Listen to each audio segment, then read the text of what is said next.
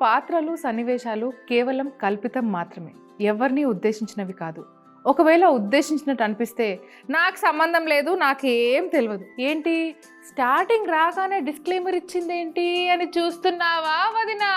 లేకుంటే ఏంటి వదినా? ఏదో ఇప్పుడు ఎవరైనా ఒక సలహా అడుగుతారు వదినా, మనకు తెలిసింది మనం చెప్తాము, అది వాళ్ళు పాటిస్తే వర్కౌట్ అయితే ఓకే, పాటించలేదు వర్కౌట్ అవ్వలేదంటే ఏదో మెడకబడ్డ పాములాగా ఏంటో తినా నాకు అర్థం కాదు. అంటే ఇప్పుడు వర్తిస్తేనే కదా వదినా మనం కూడా చెప్పేది, అలానే చెప్పాను వదినా. ఏంటి ఇంకా అర్థం కాలేదా? అయ్యో నా ఫ్రెండ్ పావని ఉందా, గుర్తుందా వదినా నీకు? మొన్న పావని ఇంటికి వచ్చింది వదినా. ఇంటికి వచ్చి ఏమే నాకు చాలా హెయిర్ ఫాల్ అవుతుంది, ఏదైనా మంచి చిట్కా చెప్పొచ్చు కదా అని అడిగింది. అప్పుడు నేను నాకు తెలిసిన చిట్కా ఒకటి ఉంది చెప్తాను అన్నాను.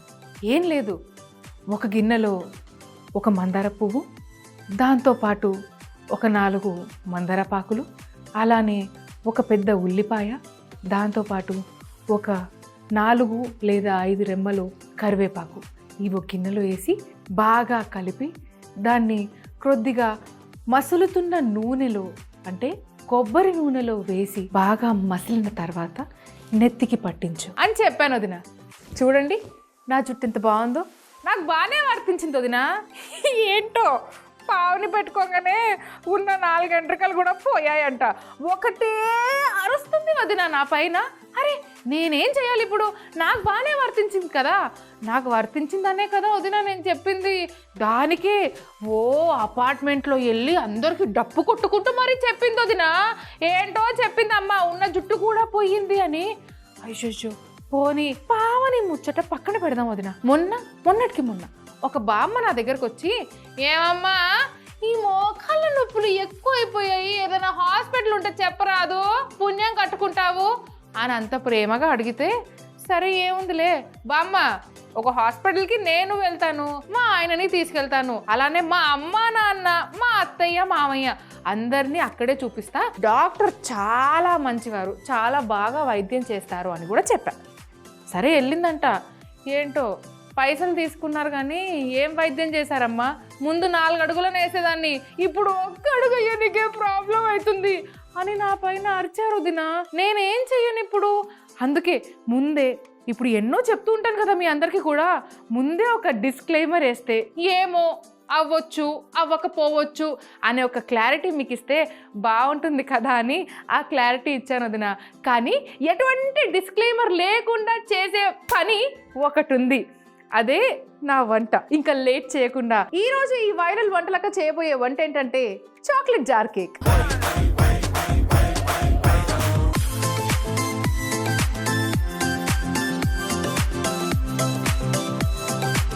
సింపుల్గా కేక్, చాక్లెట్ జార్ కేక్ మీ ముందుకి నేను తీసుకొచ్చేసాను. అండ్ ఆల్రెడీ ఇక్కడ నేను స్టవ్ పైన ఒక స్టీమర్ పెట్టాను. సో స్టీమర్ అంటే కింద ఆల్రెడీ వాటర్ ఉన్నాయి, పైన దిస్ ఇస్ ద స్టీమర్. ఇంకా లేట్ చేయకుండా ఫస్ట్ ఇది నేను ఆన్ చేసేసుకుంటా. ఓకే, దీంతోపాటు ఇప్పుడు నా దగ్గర ఇక్కడ 3 జార్స్ ఉన్నాయి. మొట్టమొదటిగా ఈ జార్లోకి వెళ్ళేది ఎగ్. ఓకే, ఒక్కొక్క జార్లో ఒక్కొక్క ఎగ్. ఇప్పుడు ఇందులోనే ఏమేమి వెళ్తాయంటే ఒక 3 table spoons of sugar,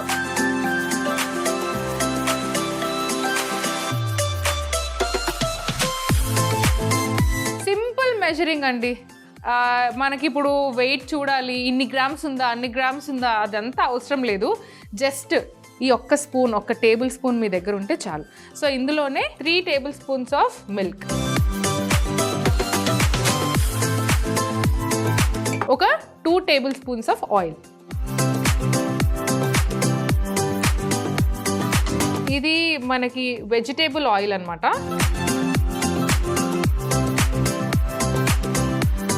so ఇందులోనే కొంచెం వెనీలా ఎసెన్స్ వేసుకోవాలి, ఎందుకంటే మనం ఎగ్ వాడుతున్నాం కాబట్టి ఆ పచ్చి స్మెల్ లేదా కేక్ తినేటప్పుడు ఆ ఎగ్ స్మెల్ రాకుండా ఉండడానికి మనం వెనీలా ఎసెన్స్ యూస్ చేస్తాము. సో ఇప్పుడు ఈ వెట్ ఇంగ్రీడియంట్స్ అన్ని ఫస్ట్ మిక్స్ చేసుకోవాలి.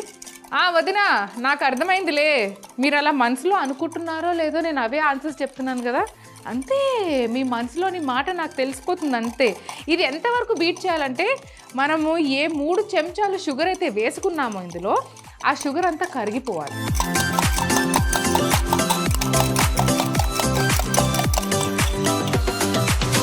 అది అన్నీ అయితే బాగా కలిపేసుకున్నాను నేను ఇప్పుడు. సో ఇప్పుడు ఇందులోనే మనము వెట్ ఇంగ్రీడియంట్స్ అన్నీ ఎలాగో కలిపేసుకున్నాం కాబట్టి, బాగా మిక్స్ చేసుకున్నాం కాబట్టి, ఇందులో 3 spoons of maida,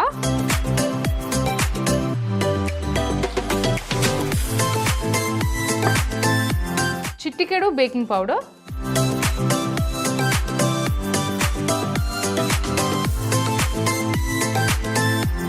one tablespoon cocoa powder. వీటన్నిటినీ ఒక మంచి మిక్స్ ఇవ్వాలి.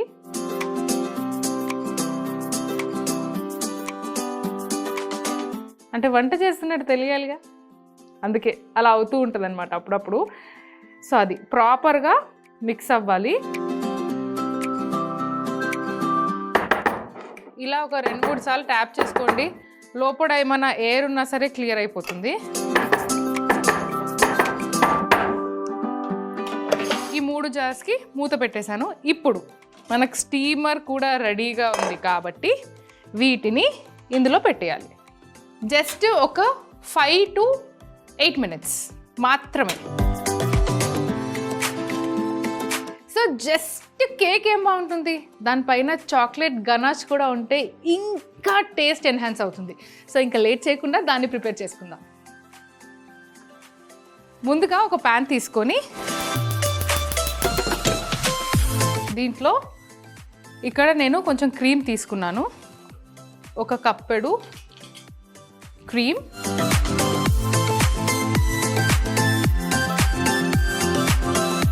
మనకు టెట్రా ప్యాక్ ఏదైతే దొరుకుతుందో ఐ థింక్ ఆ హోల్ క్రీమ్ మీరు యూజ్ చేసుకోవచ్చు ఇందులో.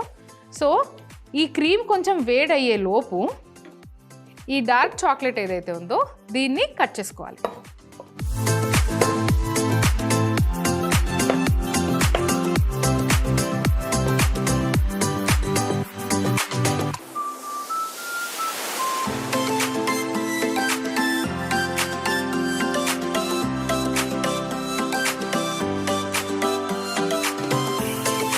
సో ఈ క్రీమ్ ఇప్పుడు మనకి ఒక బాయిలింగ్ పాయింట్కి వచ్చింది కాబట్టి ఈ చాక్లెట్ ముక్కలన్నీ వేసేసుకుందాం.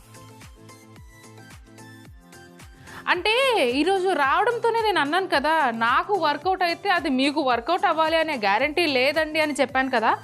కానీ వంట విషయంలో మాత్రం నేను ఏదైతే చెప్తానో అది 100కి 101% వరకు వర్కౌట్ అవుతుంది. అందుకే నేను ఏవైతే మెజర్మెంట్స్తో చెప్తున్నానో యాజ్ ఇట్ ఈజ్ అలా కాపీ పేస్ట్ చేశారనుకోండి, అలానే మీరు యమ్మీగా ఫుడ్ చేస్తే పిల్లలు మమ్మీ మమ్మీ అనుకుంటూ మీ వెనకే ఉంటారు. చూడండి, మన చాక్లెట్ గనాష్ అయితే రెడీ అయిపోయింది. సో ఇలా ఉండాలి చాక్లెట్ గనాష్ కన్సిస్టెన్సీ. అందుకే పాటించే వాళ్ళు పాటించండి, ఒకవేళ పాటించొద్దు అనిపిస్తే పాటించకండి. ఇంకో 2 నిమిషాలు అయితే చాక్లెట్ జార్ కేక్ అయితే రెడీ అయిపోతుంది. అంతలోపు క్లీనింగ్ చేసుకుందాం. ఇప్పుడైతే స్టీమర్లో మనం ఏవైతే జార్స్ పెట్టుకున్నామో, అంటే చాక్లెట్ జార్ కేక్ చేసుకోవడానికి ఏవైతే జార్స్ మనం పెట్టామో అది ఆల్మోస్ట్ అయిపోయింది. సో ఇప్పుడు వీటిని ఇందులో నుంచి తీయాలి. తీసి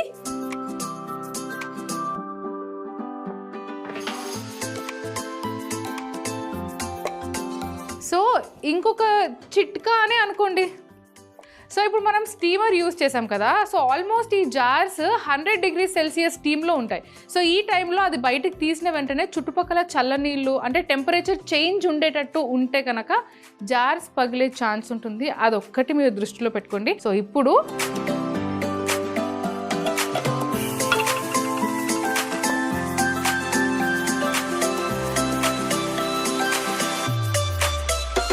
చూడండి ఎంత బాగా వచ్చిందో. అదే వైరల్ వంటలాగా చేస్తే పర్ఫెక్ట్గా ఉండకుండా ఉంటుందా? వాట్ ఆర్ యూ టాకింగ్ అండి, పర్ఫెక్షన్ రావాల్సిందే. సో ఈ చాక్లెట్ గనాష్ ఏదైతే ఉందో దాన్ని ఈ మన చాక్లెట్ జార్ కేక్ పైన టాపింగ్ చేయాలి. అండ్ ఆ చాక్లెట్ కేక్ ఉందంటే ఆహాహా, లొట్టలు వేసుకుంటూ తింటారు.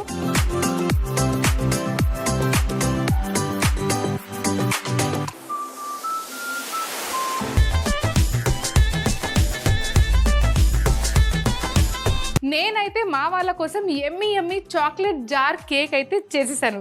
మరి ఒక్క నిమిషం. అమ్మో ఆంటీ. Hello aunty. నేను బాగున్నాను ఆంటీ, మీరెలా ఉన్నారు? అవునా, ఏంటంటీ పాపకు సంబంధాలు చూస్తున్నారా? అయ్యో కంగ్రాచులేషన్స్ ఆంటీ, చాలా మంచి మాట చెప్పారు. ఏంటంటీ ఇద్దరు అబ్బాయిలా? ఇద్దరిని సెలెక్ట్ చేశారేంటంటీ? ఓ, ఈ ఇద్దరు అబ్బాయిల్లో ఒక అబ్బాయిని కన్ఫర్మ్ చేస్తారా? Okay okay. ఏంటి నాకు పంపించారా? నాకెందుకు ఆంటీ? నేను చూసి చెప్పాలా? హలో ఆంటీ, ఇక్కడ వైఫై సరిగ్గా లేదు. హలో ఏంటి, ఇంటికి వస్తారా? ఆంటీ ఫొటోస్ చాలా బాగున్నాయి, నేను ఒక 5 నిమిషాల్లో మీకు కాల్ చేస్తాను ఆంటీ. అబ్బాయి ఎలా ఉన్నాడో చెప్తాను నేను. Aunty aunty. అమ్మో, నేను చెప్పాను కదా ఇటువంటి విషయాల్లో నేను తల దూర్చను అని. ఒకవేళ తల దూరిస్తే నా పని శాండ్విచ్ అయిపోతుంది. శాండ్విచ్ అంటే గుర్తొచ్చింది, ఈ వైరల్ వంటలక్క నెక్స్ట్ చేయబోతుంది చపాతీ శాండ్విచ్.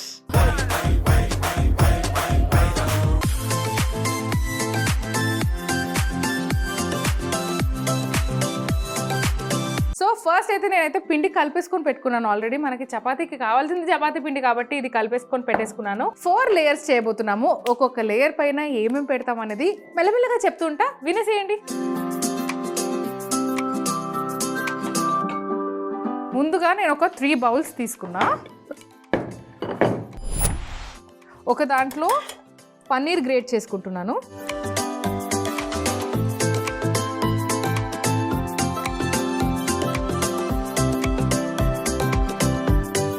ఇందులో మసాలా పల్లీలు, కొద్దిగా చాట్ మసాలా, కొద్దిగా కొత్తిమీర. ఇది బాగా కలిపేసుకోండి. 4 లేయర్స్ అన్నాను కదా, ఆ 4 లేయర్స్లో ఫస్ట్ స్టఫింగ్ ఈజ్ డన్. ఇది ఫస్ట్. ఇప్పుడు ఇంకొక బౌల్ తీసుకొని తురిమిన క్యారెట్, ఉల్లిపాయలు, ఇందులోనే క్యాప్సికమ్, దీంట్లో కొద్దిగా అంటే 1 స్పూన్ గ్రీన్ చట్నీ తీసుకోండి.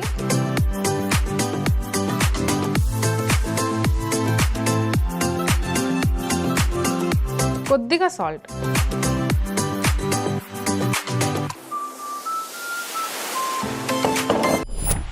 థర్డ్ స్టఫింగ్ బాంబే స్టైల్లో మంచిగా బంగాళదుంపతోనే చేసుకుందాము. సో ఇందులో ఒక పొటాటో, దీంట్లో కొద్దిగా కొత్తిమీర, కొద్దిగా గ్రీన్ చిల్లీ, కొద్దిగా పసుపు, కొద్దిగా టేస్ట్కి సరిపడా ఉప్పు. బాంబేలో స్ట్రీట్స్లో వెళ్తే కనుక ఇటువంటి శాండ్విచ్లు, ఇటువంటి స్టఫ్డ్ శాండ్విచెస్ బాగా కనిపిస్తాయి మీకు. సో అది దీని మిక్సింగ్ అయితే అయిపోయింది. ఇప్పుడు ఆల్రెడీ నేను తడిపి పెట్టుకున్న పిండి, దీన్ని అంటే ఇంత స్టఫింగ్ మనకి చపాతీలో కావాలి, చపాతీ శాండ్విచ్ అవ్వాలి అంటే కనుక సైజ్ కూడా చపాతీది చాలా పెద్దగా చేయాలి. సో అందుకని మినిమం ఈ సైజులో ఉండాలి. సరే, నేను చపాతీ చేసుకొని స్టఫింగ్ చేసే వరకు టైం ఉంటుంది కాబట్టి అంతలోపు మనం ప్యాన్ పెట్టేసుకుందాం.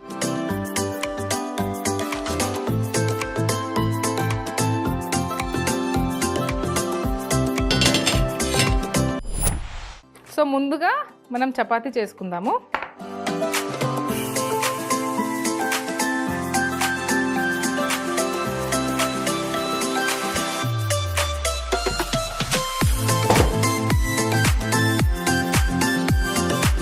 చపాతీ ఏదైతే పెద్దగా చేసుకున్నామో దాన్ని ఇటుపక్క అటుపక్క 2 సైడు కొద్దిసేపు కాల్చాలి.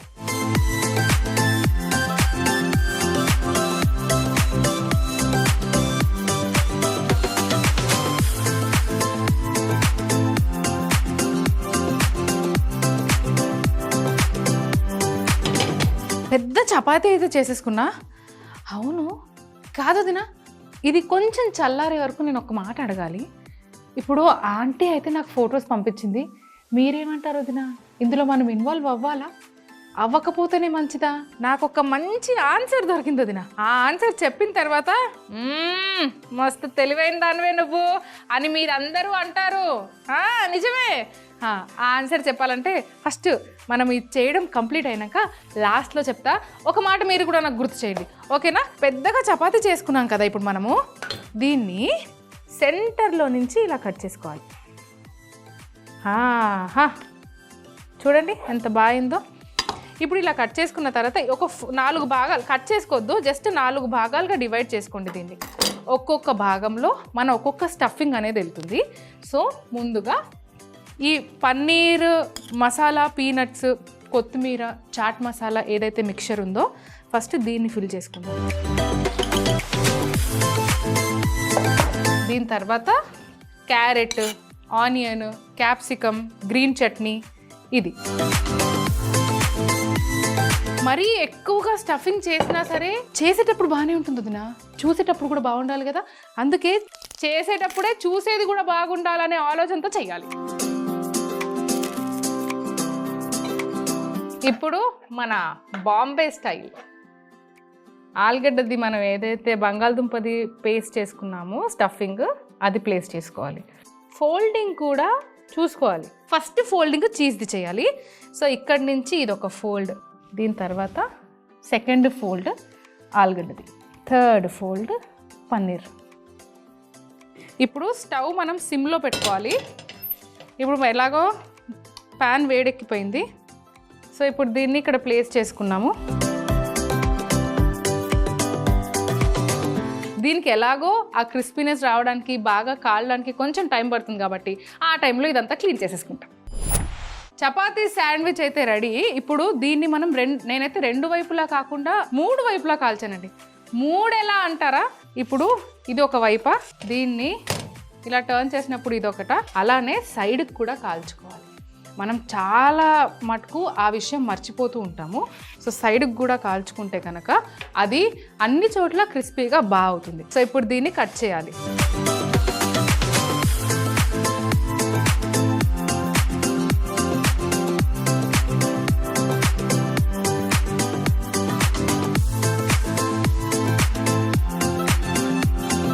స్టఫ్ చేసుకుంటే స్టఫ్డ్ శాండ్విచ్ అవుతుంది.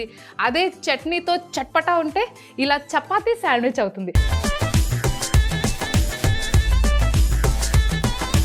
మన first recipe chocolate jar cake, second recipe chapati sandwich. వదినా, అయ్యో వదినా, నువ్వు నా బంగారానివి. నీకోసం ఇంకొకసారి రిపీట్ చేయలేనా? ఒకసారి మళ్ళీ ఎలా చేస్తారో మొత్తం చెప్పేస్తాను, వినేసేయండి. చాక్లెట్ జార్ కేక్ ముందుగా 3 జార్లు తీసుకొని ఒక్కో జార్లో ఒక్కో ఎగ్ బ్రేక్ చేసుకోవాలి. ఒక్కొక్క జార్లో 3 టేబుల్ స్పూన్ల షుగర్, 3 టేబుల్ స్పూన్ల మిల్క్, 2 టేబుల్ స్పూన్ల వెజిటేబుల్ ఆయిల్, వెనిలా ఎసెన్స్ వేసి బాగా బీట్ చేసుకోవాలి. తర్వాత 3 టేబుల్ స్పూన్ల మైదా, చిటికెడు baking powder, 1 tablespoon cocoa powder వేసి కొంచెం మిక్స్ చేసి రెడీగా ఉన్న స్టీమర్ లో పెట్టుకొని స్టీమ్ చేసుకోవాలి. ఇప్పుడు చాక్లెట్ గనాష్ కోసం ప్యాన్లో 1 కప్ క్రీమ్ వేసి కొంచెం బాయిలింగ్ పాయింట్ వచ్చాక కట్ చేసుకున్న డార్క్ చాక్లెట్ వేసి మిక్స్ చేసుకుంటే చాక్లెట్ గనాష్ రెడీ అవుతుంది.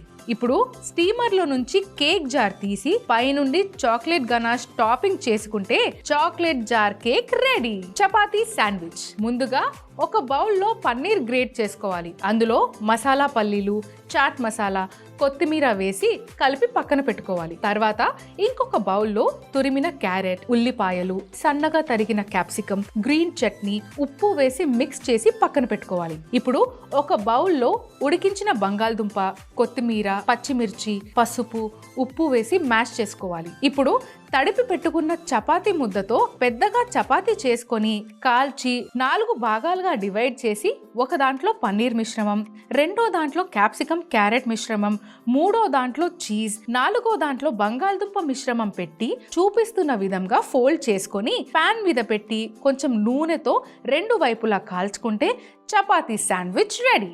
ఆహాహాహా.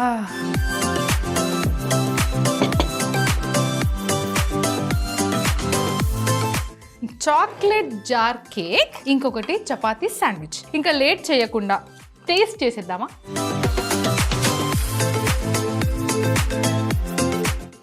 అబ్బా ఎన్నిసార్లు చెప్పినో నా కూతురికి ఈ మొక్కలు ఇక్కడ పెట్టొద్దని. చూడొదినా.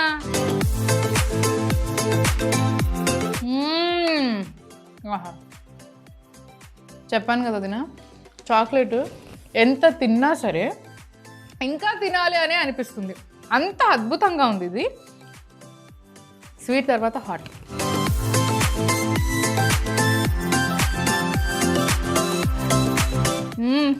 వదినా నా మాట విను, ఇందులో ఎటువంటి డిస్క్లైమర్ లేదు. యాజ్ ఇట్ ఈస్ నేను ఎలా అయితే చేశానో అలానే చెయ్యండి. అద్భుతం, అమోఘం.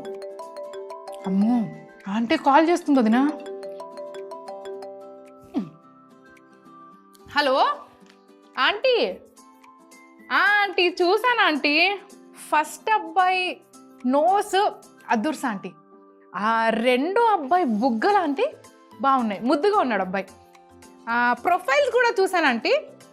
ప్రొఫైల్స్ పరంగా కూడా ఒక అబ్బాయి సాఫ్ట్వేరు, ఇంకొక అబ్బాయి హార్డ్వేరు. ఇద్దరికిద్దరు బాగానే సంపాదిస్తున్నారంటీ. నాకేమనిపించిందంటే సంబంధం పాప కదా ఆంటీ, పాపని డెసిషన్ అడిగితే బాగుంటుందేమో ఆంటీ. చెప్పాను కదా ఇటువంటి వాటిల్లో అస్సలు ఇన్వాల్వ్ అవ్వద్దు. మన పని కాదు అన్నప్పుడు మనం అందులో తల దూర్చొద్దు. అన్నట్టు వదినా మర్చిపోయా, నెక్స్ట్ వంటలు ఎలా ఉంటాయంటే అలా ఉంటాయి.